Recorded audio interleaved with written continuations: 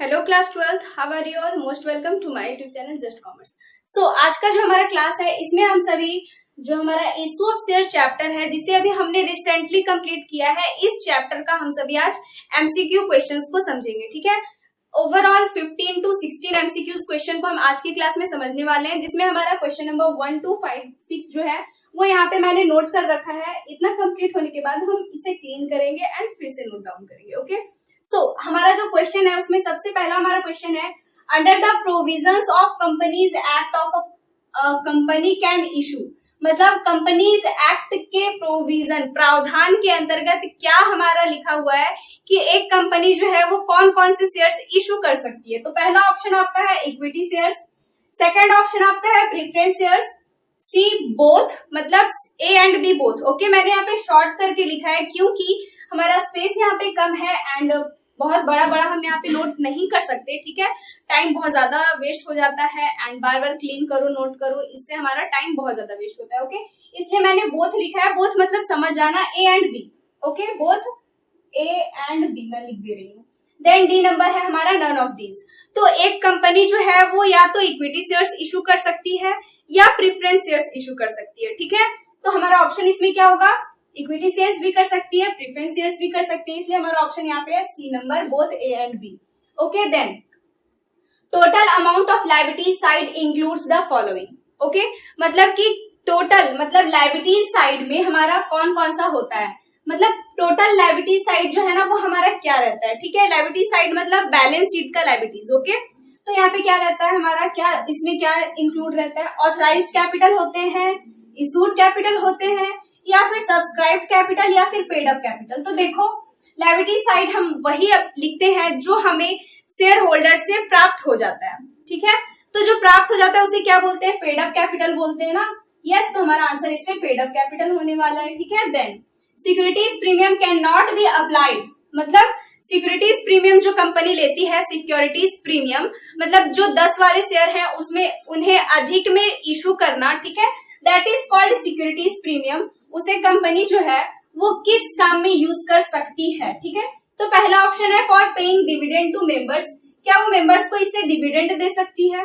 Then second option है for issuing bonus shares to member, या फिर वो इसी अमाउंट से मेंबर्स को बोनस शेयर इशू कर सकती है। ठीक है, देन है आपका for writing of preliminary expenses of the company, या फिर किसी भी कंपनी का प्रिलिमिनरी एक्सपेंसेस मतलब प्रारंभिक व्यय जो होता है, ठीक है, उसे पेड ऑफ कर सकती है इससे, या फिर सारे काम कर सकती है। तो देखो कंपनी जो है वो सिक्योरिटीज प्रीमियम से सारे काम नहीं कर सकती। ठीक है, कुछ ही ऐसे काम है जो कर सकती। Then a company can not issue its shares at discount under which of the following section of the companies act 2013। इसका मतलब कि कंपनीज एक्ट 2013 का कौन से सेक्शन में ये लिखा हुआ है कि कंपनी जो है वो शेयर डिस्काउंट पे इशू नहीं कर सकती। तो ये हमारा कंपनीज एक्ट 2013 का सेक्शन नंबर 53 में लिखा हुआ है। किसमें, सेक्शन नंबर 53। तो ये आपका सेक्शन 53 होगा, इसे आप टिक आउट कर दो। Okay, then equity share holders are, equity share holders जो हैं वो कंपनी के क्या होते हैं। ठीक है, तो इक्विटी शेयर होल्डर्स कंपनी के creditors of the company, owner लिखा है मैंने बट इसका पूरा जो ऑप्शन था वो है ऑनर्स ऑफ द कंपनी, मतलब ऑनर्स ऑफ द कंपनी, या फिर कस्टमर्स ऑफ द कंपनी, या फिर नन ऑफ दिस। तो देखो शेयर होल्डर्स जो है ना वो कंपनी के ऑनर्स माने जाते हैं। ठीक है, वो कंपनी को उन्हें एक्स्ट्रा राइट्स होते हैं, मतलब ऑनर कौन होता है, जो कैपिटल लगाता है। ठीक है, तो शेयर होल्डर्स क्या होते हैं, उन्हें कैपिटल में ही अपना कुछ हिस्सा लगाते हैं वो कैपिटल में, तो वो क्या होंगे, ऑनर ही होंगे ना।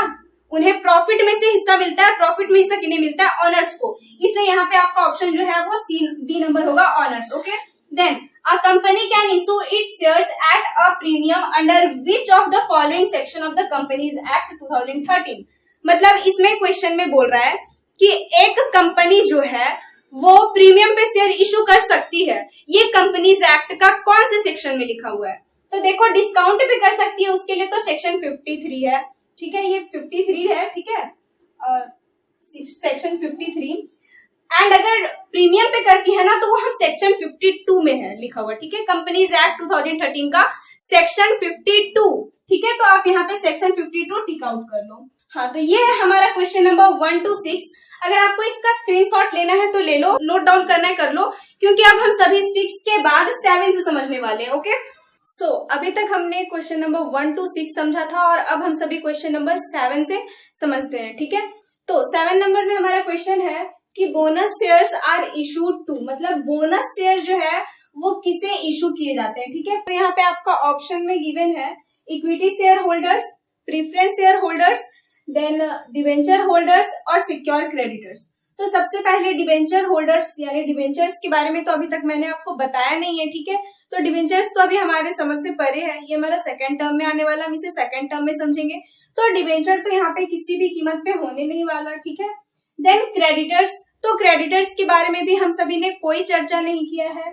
देन है प्रीफरेंस शेयर्स एंड देन आते हैं equity shares. Preference shares holders जो है वो उन्हें कुछ अलग राइट्स दिया गया है, जबकि इक्विटी शेयर होल्डर्स जो है वो अलग राइट दिए गए हैं। ठीक है, प्रीफरेंस शेयर होल्डर्स जो है वो कंपनी के ऑनर नहीं होते हैं, बट इक्विटी शेयर होल्डर्स जो है वो कंपनी के ऑनर्स माने जाते हैं। ठीक है, इक्विटी शेयर होल्डर्स को फिक्स्ड रेट पे दिया जाता है dividend, but equity share holders को फिक्स्ड रेट पे डिविडेंड नहीं दिया जाता है। एंड यहाँ पे और डिफरेंस आपका बन सकता है कि प्रीफरेंस शेयर होल्डर्स को पहले डिविडेंड मिलता है इक्विटी शेयर होल्डर्स से। प्रीफरेंस शेयर होल्डर्स को डिविडेंड मिल जाने के बाद अगर बच गया है डिविडेंड तब फिर इक्विटी शेयर होल्डर्स को मिलता है। ठीक है, तो यहाँ पे आपका जो इस क्वेश्चन में जो आपका क्वेश्चन बोल रहा है कि इसमें बोनस शेयर किसे इशू किए जाते हैं, तो आपका आंसर होगा कि बोनस शेयर्स जो है वो इक्विटी शेयर होल्डर्स को इशू किए जाते हैं। Okay, so first number A number option is your correct option. Okay, then dividend share holders get, तो यहाँ पे क्वेश्चन है कि शेयर होल्डर्स को क्या मिलता है। ठीक है, तो पहला ऑप्शन डिविडेंड है, सेकंड इंटरेस्ट, प्रॉफिट और ऑल। तो देखो शेयर होल्डर्स को प्रॉफिट तो मिलता है, ठीक है, प्रॉफिट तो होता है, बट वो प्रॉफिट कैसा प्रॉफिट, तो प्रॉफिट पूरा का पूरा प्रॉफिट नहीं मिल जाता, बल्कि प्रॉफिट का कुछ हिस्सा मिलता है जिसे डिविडेंड बोलते हैं। ठीक है, लाभांश यानी लाभ का कोई छोटा सा अंश। ठीक है, तो यहाँ पे आपका ऑप्शन हो जाएगा A number. Then balance of forfeited shares account. ठीक है, balance of forfeited shares account after re issue of forfeited shares is transferred to. इसका मतलब देखो कि जब हम फॉरफीचर करते हैं, जब भी कोई शेयर्स को फॉरफिट किया जाता है, ठीक है, तो फॉरफिट कर लेने के बाद उस फॉरफिट शेयर से अगर शेयर्स जो है वो डिस्काउंट पे री इशू हुए होंगे तो उसे शेयर फॉरफीचर अकाउंट से एडजस्ट किया जाता है। एंड उसके बाद जो बच जाता है बैलेंस, शेयर फॉरफीचर अकाउंट में जो बैलेंस बच जाता है उन्हें हम किधर ट्रांसफर करते हैं। तो आपको एंट्री तो मैंने बताया था ना, share forfeiture account debit to capital reserve. जो बच जाता है शेयर फॉरफीचर का बैलेंस उसे हम कैपिटल रिजर्व में ट्रांसफर करते हैं। ओके, सो यस, इसका आंसर आपका क्या हो जाएगा, कैपिटल रिजर्व। इसे प्रॉफिट एंड लॉस अकाउंट में नहीं डालते हैं, जनरल रिजर्व में तो भी नहीं डालते हैं, एंड नन ऑफ दिस तो इसमें होने नहीं वाला। एक ऑप्शन आपका यहाँ पे है कैपिटल रिजर्व, एंड इसका राइट आंसर जो है वो कैपिटल रिजर्व ही होने वाला है। Okay, then shares can be forfeited, मतलब कोई भी शेयर्स जो है वो कब फॉरफिट किए जाते हैं। किसी भी शेयर्स को कंपनी जो है क्यों जब्त करे और कब जब्त करे। क्या कोई कंपनी को शौक है क्या कि वो शेयर को जब्त करना चाहती है किसी का, ऐसा है क्या? तो क्या रीजन है कि जब्त किया जाता है? तो आप सभी को बहुत ही अच्छे से पता है कि जब कोई शेयर होल्डर जो है वो किसी अलॉटमेंट का, मतलब किसी इंस्टॉलमेंट का पैसा नहीं देता है, नहीं दे पाता है, तो फिर कंपनी जो है उसे जब्त कर लेती है उसके शेयर्स को। ओके, सो यहाँ पे ऑप्शन में आपका क्या गिवन है, for failure to attend meeting. क्या मीटिंग अटेंड करने पर शेयर्स फॉरफिट होता है? तो नहीं, ऐसा तो बिल्कुल हमने नहीं पढ़ा। Then for non payment of call money, किसी भी कॉल का, कॉल मतलब यहाँ पे इंस्टॉलमेंट से है, ठीक है, कॉल्स मत समझ लेना अलॉटमेंट के बाद वाला कॉल का मतलब यहाँ पे इंस्टॉलमेंट से। ओके, तो जब इंस्टॉलमेंट पे पेमेंट नहीं कर पाते हैं कोई शेयर होल्डर, या फिर for failure to repay loan to the bank, या फिर बैंक वालों को लोन अगर नहीं दे पाए हैं, टाइम पे रिपे नहीं कर पाए हैं, तो या फिर फॉर लास्ट ऑप्शन जो है आपका for which shares are placed as a security. तो यस, आपका ऑप्शन क्या होने वाला है, सेकंड ऑप्शन है आपका बी नंबर, कि अगर पेमेंट नहीं हुआ है किसी कॉल का तो शेयर्स जो है वो फॉरफिट किए जा सकते हैं। ठीक है, शेयर्स को जब्त किया जा सकता है। देन आपका ऑप्शन आता है balance of forfeited shares account is shown in balance sheet.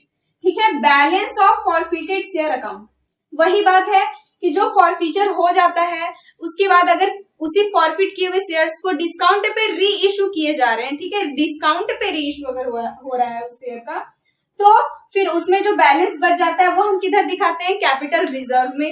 ये एक तरह का रिजर्व है, ठीक है। तो इसे बैलेंस शीट में कहाँ दिखाते हैं, तो देखो बैलेंस शीट में रिजर्व को हम किधर दिखाते हैं, तो बैलेंस शीट में रिजर्व को हम लायबिलिटीज के कॉलम में, मतलब लायबिलिटीज में रिजर्व्स एंड सरप्लस हेड के नीचे दिखाते हैं, ठीक है, रिजर्व्स एंड सरप्लस हेड के नीचे। देखो बैलेंस शीट मैंने अभी तक नहीं बताया है, ठीक है, बट आप बुक स्टडी करना, सेल्फ स्टडी करना, बैलेंस शीट का जो फॉर्मेट होगा उसे एनालाइज करना, तो आप उसमें देखना कि बैलेंस शीट का जो फॉर्मेट बना हुआ होगा ना उसी में आपका लिखा गया होगा कि कैपिटल रिजर्व हम किधर दिखाते हैं, तो लायबिलिटीज में रिजर्व्स एंड सरप्लस हेड के नीचे। ओके, तो कहाँ पे दिखाते हैं, रिजर्व्स एंड सरप्लस में, ठीक है। करंट लायबिलिटीज तो ये नहीं होता, capital reserve share capital account में भी इसे नहीं दिखाते हैं, बस फॉर फीचर को शेयर कैपिटल में दिखाते हैं, ठीक है। देन है अनसिक्योर्ड लोन्स, तो ऐसा कुछ नहीं है, ठीक है। तो ये आपका option number question number 7 to 11 हो गया, ठीक है। अगर आप इसे नोट करना है करो, स्क्रीनशॉट लेना है लो, क्योंकि अभी ये इरेज होने वाला है एंड हम यहाँ पे 12 से आगे समझने वाले हैं। ओके, सो आई होप कि आपने इसे नोट डाउन कर लिया। अब हम इसे क्लीन करते हैं एंड आगे समझते हैं। सो अब जो क्वेश्चन हमारे पास लिखा हुआ है वो क्वेश्चन नंबर 12 to 16 है। ओके, सो 12th नंबर में हमारा क्या है, डिस्काउंट अलाउड ऑन री issue of forfeited shares is debited to. इसका मतलब कि जब भी कोई भी फॉरफिटेड शेयर्स को री इशू किया जाता है तो उसमें डेबिट साइड में हम क्या लिखते हैं, ठीक है। तो देखो कोई भी शेयर को अगर हम इशू करते हैं, ठीक है, तो उसका एंट्री हमारा क्या होता है, bank account debit to share capital होता है ना, bank account debit to share capital. But अगर डिस्काउंट में इशू करें तो उसमें हमारा एंट्री क्या बन जाता है, तो देखो जब डिस्काउंट में हम इशू करते हैं तो बैंक को तो डेबिट करते ही है, ठीक है, बट एक और अकाउंट को हमें डेबिट करना होता है। जैसे कि डिस्काउंट देते हैं तो ये एक तरह से लॉस है ना कंपनी के लिए, डिस्काउंट में अगर वो इशू कर रही है तो वो इस लॉस को, जो फॉरफिट किया हुआ अमाउंट होता है ना, जो पहले किसी शेयर होल्डर्स का शेयर्स को फॉरफिट कर लेने पर वो जो पहले अमाउंट पे कर दिया गया उसे फॉरफिट कर लिए जाते हैं, तो वो जो फॉरफिट किया हुआ अकाउंट होता है ना उससे उस डिस्काउंट को एडजस्ट कर लेते हैं, ठीक है। इसलिए हमारे यहाँ पे बैंक अकाउंट डेबिट और शेयर फॉरफीचर भी डेबिट होता है, ठीक है। शेयर फॉरफीचर अकाउंट भी हमारे डेबिट होते हैं एंड 2 में हमारा फिर शेयर कैपिटल हो जाता है। ओके, ये हमारा एंट्री होता है उस टाइम पे। तो यहाँ पे क्वेश्चन में पूछ रहा है कि जब डिस्काउंट अलाउ किया जाता है, जब डिस्काउंट पे कोई भी फॉरफिटेड शेयर्स को री इशू करते हैं तो डेबिट में क्या लिखते हैं, तो देखो डेबिट में एक तो बैंक है, एक तो शेयर्स है। बैंक तो इशू करते हैं तो लिखते ही हैं, ठीक है, बैंक में आता है पैसा इसलिए बैंक तो लिखते ही हैं, बट डिस्काउंट पे जब करें तो एक लिखते हैं शेयर फॉरफीचर अकाउंट, ठीक है। तो यहाँ पे हमारा बी नंबर ऑप्शन जो है वो करेक्ट ऑप्शन होगा, शेयर फॉरफीचर को हम डेबिट करते हैं। ओके, सो अब है क्वेश्चन नंबर 13 में हमारा क्या है, एज पर टेबल एफ के अनुसार, मैंने आपको बताया था ना कि टेबल एफ क्या है, तो टेबल एफ में हमारा interest on calls in arrear and advance के बारे में लिखा हुआ रहता है, ठीक है, कंपनीज एक्ट का टेबल एफ। तो as per the table F maximum rate of interest on calls in advance, ठीक है, मतलब कॉल्स इन एडवांस पे मैक्सिमम कोई भी कंपनी कितना इंटरेस्ट दे सकती है, मैक्सिमम वो चाहे तो ये रेट गिवन रेट से कम में दे सकती है बट वो इससे अधिक में नहीं दे सकती, ठीक है। तो वो मैक्सिमम रेट क्या है, क्या वो 8% पर एनम है या 12% पर एनम है या 5% पर एनम है या इनमें से कोई नहीं।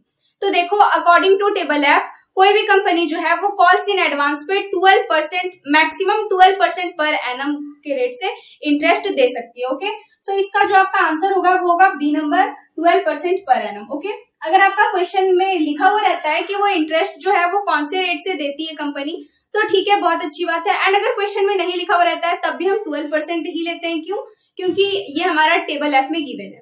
Okay, then if equity share of 10 rupees each is issued to 12 rupees each, ठीक है, मतलब 10 रुपए वाले शेयर को 12 रुपए पर शेयर में इशू किया गया, ठीक है। कोई कंपनी है जो 10 रुपए वाले इक्विटी शेयर्स को 12 रुपए में इशू कर रही है, तो वो ऐसा क्यों कर रही है, 10 रुपए वाले में है वो तो 2 रुपए एक्स्ट्रा वो क्यों ले सकती है, कैसे ले सकती है। तो देखो यहाँ पे 10 रुपीज उस शेयर का कीमत होगा प्लस 2 रुपीज जो है वो प्रीमियम होगा, ये बात हमने पढ़ा ही था चैप्टर में, ठीक है।